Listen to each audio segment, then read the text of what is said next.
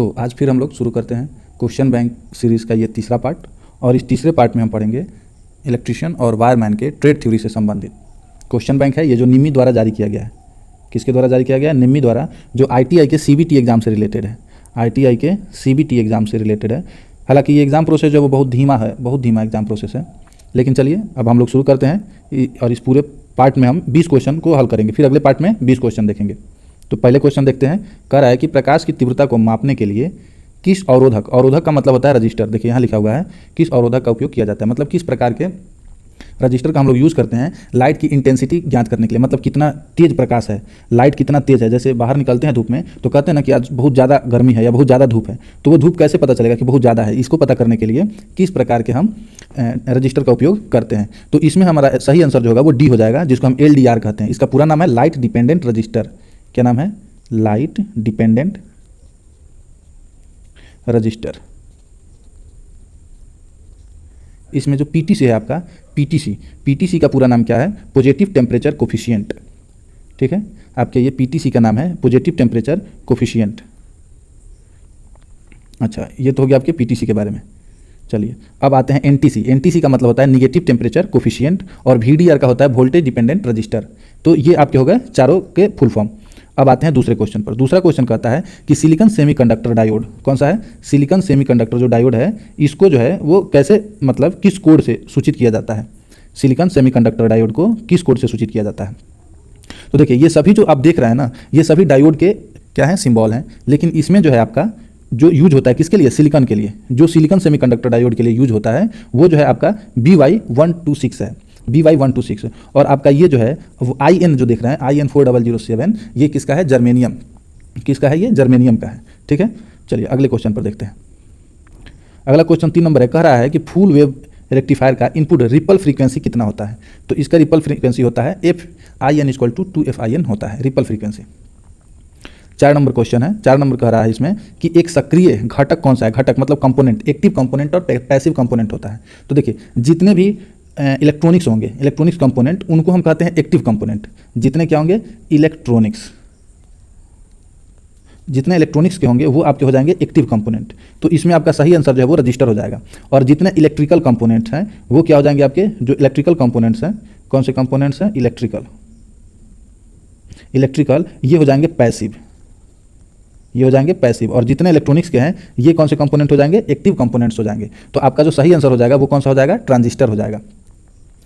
चलिए 5 number question देखते हैं। 5 नंबर क्वेश्चन कह रहा है कि कौन सा अक्षर यौगिक पदार्थ कैडमियम सल्फाइड को इंगित करता है? कैडमियम सल्फाइड को कौन सा अक्षर इंगित करता है? तो ये जो R आपका लिखा हुआ है, R, ये सिंबल है किसका? कैडमियम सल्फाइड का।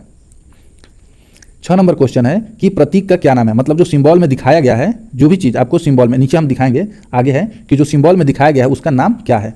ये आपको, इसको हम लॉजिक गेट कहते हैं। इसको क्या कहते हैं? Logic gate. ठीक है, इसका नाम क्या है? लॉजिक गेट है। और ये कह रहा है कि ये जो गेट है, ठीक है, इसका क्या नाम है? इस गेट का क्या नाम है? तो देखिए इसमें ये 2 इनपुट के सिरे हैं, A जो हो गया और B हो गया। ये आपके किस चीज़ के सिरे हैं? इनपुट के सिरे हैं। और ये Y = AB जो रेख दिया गया है, ये क्या है? आउटपुट का सिंबल है। तो इसका जो आंसर हो जाएगा, इसका जो नाम हो जाएगा वो हो जाएगा, देखिए क्या होते हैं? 2 इनपुट। देखिए जब हम आपसे क्वेश्चन रिपीट कर रहे हैं, आपसे कुछ हम पूछ रहे हैं, तो चूंकि ये तो वीडियो है, इसमें तो आप बोलेंगे तो हमको सुनाई नहीं देगा। लेकिन जब भी हम पूछ रहे हैं, आपको जो चीज़ याद है वो आप अगर बोलेंगे तो आपको उससे ज़्यादा रेफरेंस मिलेगा, आपको थोड़ा याद करने में ज़्यादा आसानी होगी। तो इसका नाम क्या है? नैंड गेट है। क्या नाम है इसका? नैंड गेट है। इसमें कितने इनपुट हैं? 2 इनपुट हैं। तो आपका सही आंसर क्या हो गया? D हो गया। आपका सही आंसर D हो गया, नैंड गेट है। अगला ये देखिए, अभी तुरंत आ गया। अब इसमें कह रहा है कि which is the passive component? क्या है? निम्नलिखित में से कौन सा पैसिव कंपोनेंट है? फिर कह रहा है कि बताइए निम्नलिखित में से कौन सा पैसिव कंपोनेंट है? तो अभी बताएं हम, अभी देखिए यहीं पर, यहाँ पूछा कि निम्नलिखित में से कौन सा एक्टिव कंपोनेंट है।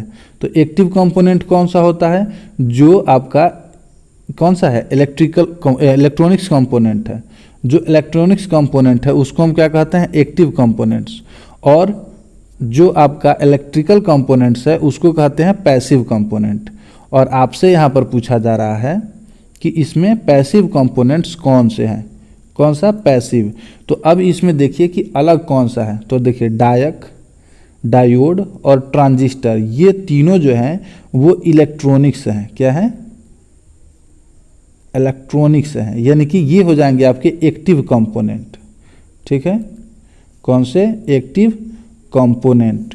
और ये जो कैपेसिटर है आपका, ये हो जाएगा कौन सा? Passive component. Passive component. तो आपका जो सही आंसर है वो इसमें डी हो जाएगा। अगर वीडियो जो है इसमें अगर कोई आपको लगता है कि बदलाव करना चाहिए, कुछ परिवर्तन चाहिए, तो उसके लिए आप कमेंट कर सकते हैं। चलिए, अब कह रहा है कि ये जो डिवाइस सिंबल में दिया गया है इसका क्या नाम है। तो देखिए, ये जो आपको डिवाइस दिया गया है सिंबल में, इसको जो है हम लोग कहते हैं डायक। क्या कहते हैं? डायक। देखिए, इसमें दो क्या है? दो डायोड हैं और अपोजिट डायरेक्शन में है। ठीक है, डायक इसलिए कहते हैं क्योंकि इसमें दो ही टर्मिनल है, एक टर्मिनल इधर है और एक टर्मिनल इधर है, इसलिए हम इसको डायक कह रहे हैं। अगर इसी में गेट लगा रहता तो इसका नाम ट्रैक हो जाता। तो अभी के लिए इसका नाम क्या है? इसको क्या कहेंगे हम? डायक कहेंगे। इसका क्या नाम हो जाएगा? सही आंसर हो जाएगा इसका सी, डायक। चलिए, अगला नंबर क्वेश्चन आते हैं 9 नंबर। हम इसमें 20 ही क्वेश्चन देखेंगे। अगर आप लोगों को वीडियो अच्छा लगेगा तो वीडियो में कमेंट करके बताएंगे और वीडियोस को लाइक करेंगे। अगर कुछ लगता है कि इसमें बदलाव चाहिए तो आप क्या कर सकते हैं? वीडियोस को कमेंट के माध्यम से हमें बताएं कि यहाँ सुधार की आवश्यकता है और वहाँ सुधार किया जाएगा। 9 नंबर क्वेश्चन है कि हेक्साडेसिमल संख्या प्रणाली में कितने वर्ण होते हैं। तो कि हेक्साडेसिमल जो कह रहा है तो इसमें जो है आपके 16 होते हैं। हेक्साडेसिमल में कितने होते हैं? 16। बाइनरी कहेगा तो 2 होता है। क्या कहेगा? बाइनरी कहेगा तो 2 होगा। ऑक्टल कहेगा तो 8 होगा। ठीक है, डेसिमल कहेगा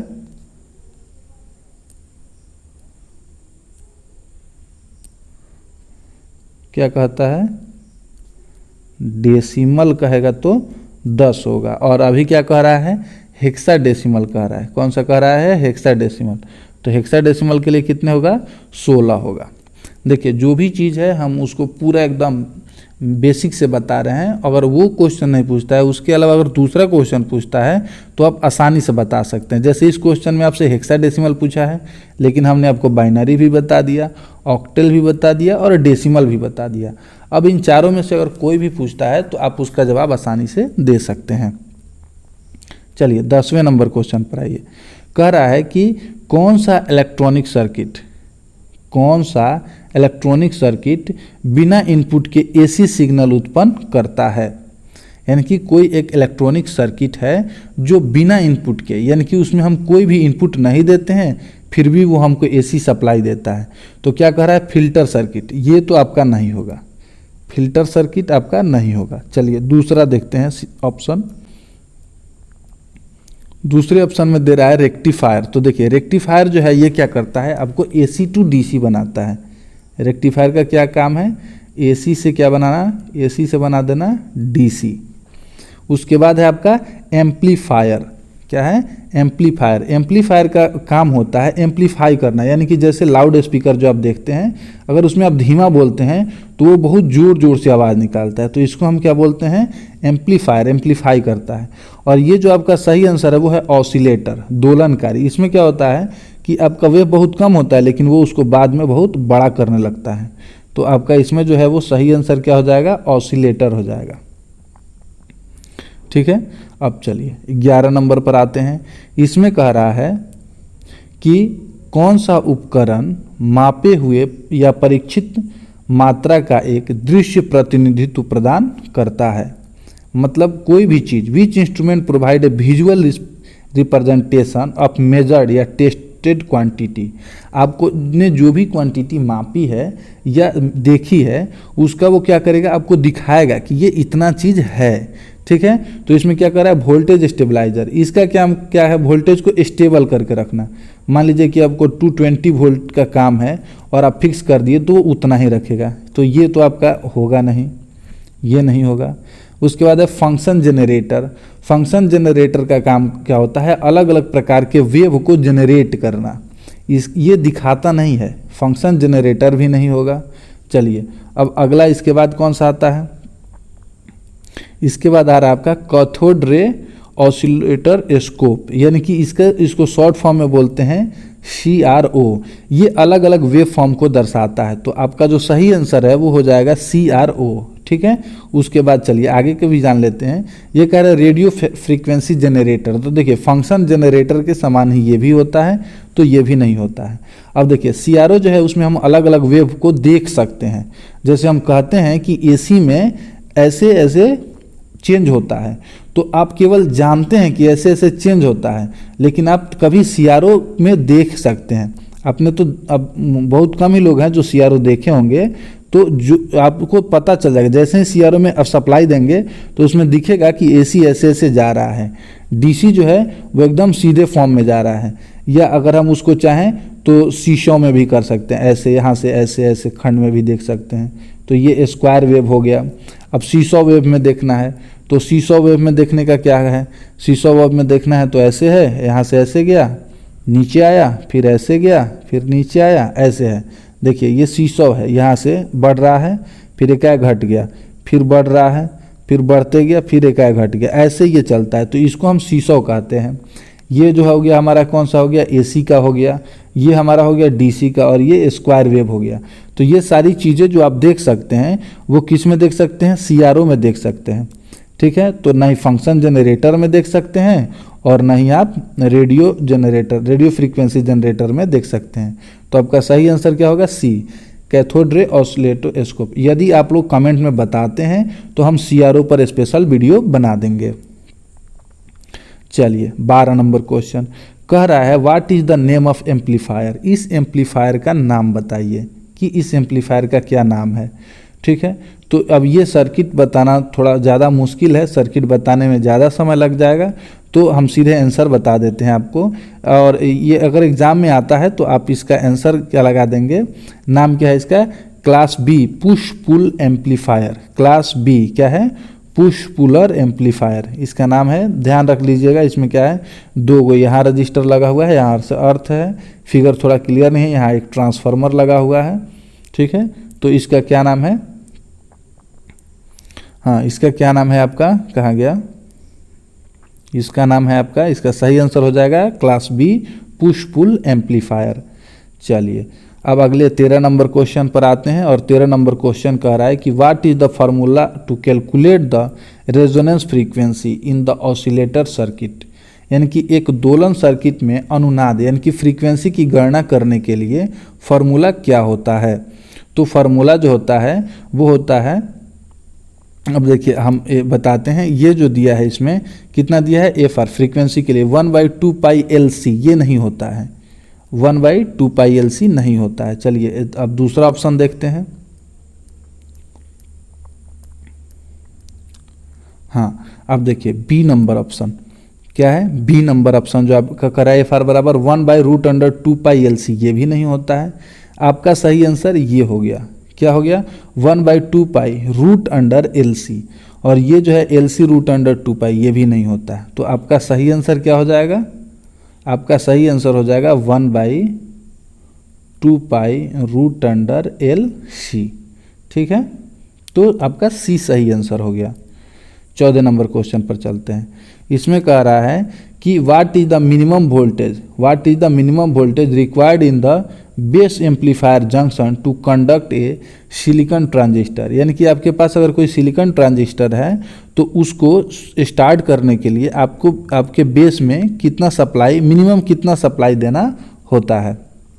तो मिनिमम सप्लाई जो होता है सिलिकॉन के लिए कितना होता है, 0.6 वोल्ट से 0.7 वोल्ट के बीच में होता है। अब चलिए 15 नंबर आपका क्वेश्चन कह रहा है कि what is the minimum and maximum. देखिए ऊपर वाले में केवल मिनिमम था, इसमें मिनिमम और maximum value of resistance with 4 colour band, red, violet, orange और गोल्ड रिस्पेक्टिवली कह रहा है। यानी कि कह रहा है कि 4 कलर बैंड का आपको रजिस्टर दिया गया, तो उसका मैक्सिमम और मिनिमम वैल्यू कितना होगा, इसको बताइए। ठीक है, तो बताते हैं। इसमें देखिए, अब इसमें मैक्सिमम और मिनिमम वैल्यू निकालने के लिए क्या करते हैं, ए और बी का जो वैल्यू होता है उसको आप सिंपल लिख देते हैं। सी वाले वैल्यू को क्या कहते हैं, मल्टीप्लायर कहते हैं, और डी वाले वैल्यू को क्या कहते हैं, उसको हम टॉलरेंस कहते हैं, यानी उतना मान बढ़ सकता है और उतना मान हमारा घट सकता है। ठीक है, तो क्या है, रेड है, उसके बाद वायलेट है, फिर क्या है, ऑरेंज है, और लास्ट में क्या है, गोल्ड है। ठीक है, तो इससे अगर हम देखते हैं तो हमारा रेड का कितना हो गया, 2 हो गया। ठीक है, रेड का कितना हो गया, 2 हो गया। अब इसका एक फॉर्मूला है, उसको हम शॉर्ट फॉर्म में क्या कहते हैं, बी बी रोए great Britain very good wife. ठीक है, यानी कि क्या है, black, blue, red, orange, yellow, green, ठीक है, ब्राउन, वायलेट। तो 0 1 2 3 4 5 6 7, तो यहाँ पर क्या आ जाएगा, 7 इंटू, और उसके बाद क्या है, ऑरेंज। तो ये क्या है, 1 2 3 4 है, यानी कि इंटू 10 टू दी पावर कितना हो जाएगा, 3 हो जाएगा। और प्लस माइनस आपका क्या है, गोल्ड है, तो 5% हो जाएगा। ठीक है, अब इससे अगर देखिए 27 है, तो 27 से अब इसका 10%, या मान लीजिए इससे ज़्यादा कम होगा या इससे ज़्यादा होगा, तो इसको आप एक बार देख लीजिएगा।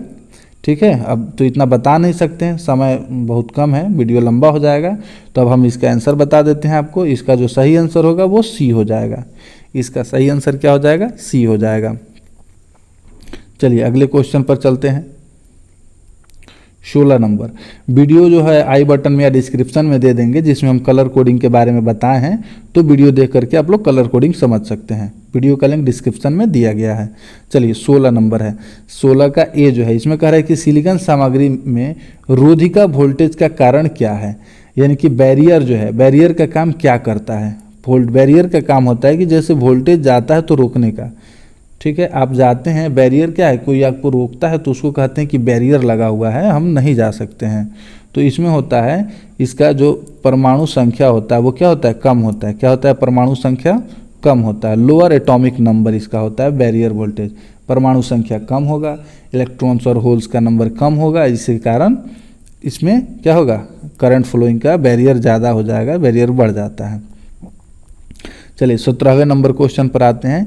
ये कह रहा है कि what is the reason of widened barrier in a reverse bias diode. Reverse bias का मतलब होता है कि अपोजिट जोड़ देना, यानी कि जैसे ये आपका डायोड है, ये आपका डायोड है, और रिवर्स बायस में क्या है कि हम एनोड को कैथोड से और कैथोड को एनोड से जोड़ देते हैं, तो उसको रिवर्स बायस कहते हैं। रिवर्स बायस में करंट फ्लो नहीं होता है। ठीक है, तो वही कह रहा है कि रिवर्स बायस डायोड में चौड़ी बाधा का क्या कारण है, कि उसका जो बेंड है, अभी बैरियर के बारे में पढ़े तो उसका बेंड क्या होने लगता है, एक्सपेंड करने लगता है। तो कह रहा है कि दो सामग्रियों में अल्पसंख्यक वाहक उदासीन होना, नहीं, गलत है। Electron in N material is drived to positive, नहीं, ये भी नहीं होगा। चलिए 2 ऑप्शन तो नहीं हुआ, तीसरा ऑप्शन देखते हैं। हाँ, तीसरा ऑप्शन क्या है, तीसरा कह रहा है कि holes in P material is attracted by the negative terminal, ये भी नहीं होगा। ठीक है, क्या होगा, ये भी नहीं होगा। आपका 17 नंबर क्वेश्चन है, ध्यान से पढ़िएगा, इसके बाद ज़्यादा क्वेश्चन नहीं है। तो क्या है, क्योंकि holes in P material attracted by negative terminal, negative terminal क्या करता है, पी मटेरियल को अपनी ओर अट्रैक्ट कर लेता है, तो ये भी चीज़ नहीं है। चलिए तो अब आगे आते हैं कि आगे कौन सा है, लास्ट वाला है, electrons and holes are attracted towards supply terminals, यानी कि जिधर से आप सप्लाई देते हैं रिवर्स बायस में, तो इधर का इलेक्ट्रॉन्स इधर आ जाता है और इधर का पॉजिटिव यानी कि प्रोटॉन इधर आ जाता है, जिसके कारण बैंड जो है ये, इसकी मोटाई क्या होने लगती है, बढ़ने लगती है। इसकी मोटाई जो पतला होता है वो धीरे धीरे क्या होने लगता है, बढ़ने लगता है। तो इसका जो सही आंसर हो जाएगा वो डी हो जाएगा।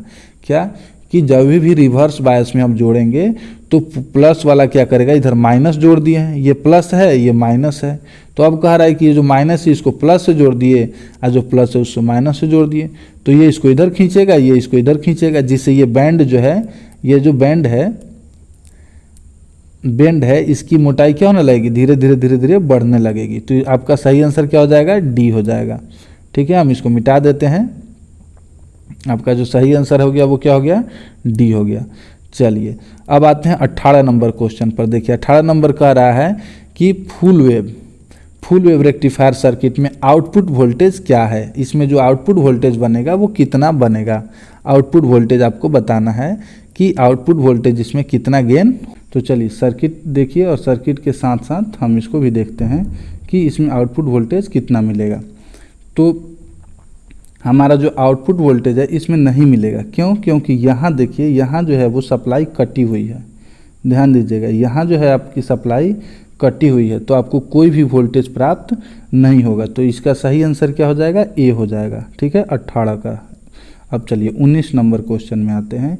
इसमें कह रहा है कि विच filter circuit is capable of removing voltage spikes on the rectifier circuit, यानी कि कौन सा फिल्टर सर्किट में, रेक्टिफायर सर्किट में वोल्टेज स्पाइक्स को हटाने में सक्षम है। यानी कि वोल्टेज स्पाइक्स का मतलब कि वोल्टेज कहीं कम होता है, कहीं ज़्यादा होता है, तो उसको कौन सा फिल्टर है जो सही कर देगा। तो उसको एलसी फिल्टर जो है वो सही कर देगा। अब ये अलग अलग जो फिल्टर है इसको हम अलग वीडियो में समझेंगे कि एलसी फिल्टर क्या है, आरसी फिल्टर क्या है, कैपेसिटर फिल्टर क्या है। लास्ट एक वीडियो है आपका, अलग एक वीडियो बना देंगे। 20 नंबर कह रहा है कि आपके ड्राइव में which is advanced version of power electronics component used in output stage in drives में आउटपुट में किसका उपयोग किया जाता है। ड्राइव में आउटपुट चरणों में उपयोग किए जाने वाले पावर इलेक्ट्रॉनिक्स घटक का उन्नत संस्करण का नाम क्या है। तो FET ये नहीं है, FET जो है ये आपका नहीं है। चलिए FET के अलावा देखते हैं अब दूसरा क्या है। अगला कर रहा है UJT भी नहीं है, SCR नहीं है। इसका सही आंसर जो है वो IGBT हो जाएगा। क्या हो जाएगा, IGBT। अगर वीडियो अच्छा लगा हो तो वीडियो को लाइक करें, चैनल को सब्सक्राइब करें और जो भी ITI वाले बच्चे हैं उनको आगे तक शेयर करते रहें। ये जो जितना क्वेश्चन बैंक है, इस टोटल क्वेश्चन बैंक को हम क्या करेंगे कि पढ़ेंगे और पढ़ करके जानेंगे। देख रहे हैं कि जितना भी ऑप्शन दिया गया है उस टोटल आंसर को हम बनवा रहे हैं और रिवाइज करवा रहे हैं। ठीक है, तो तब तक के लिए आगे बढ़ते हैं और अगले वीडियो में फिर मिलेंगे।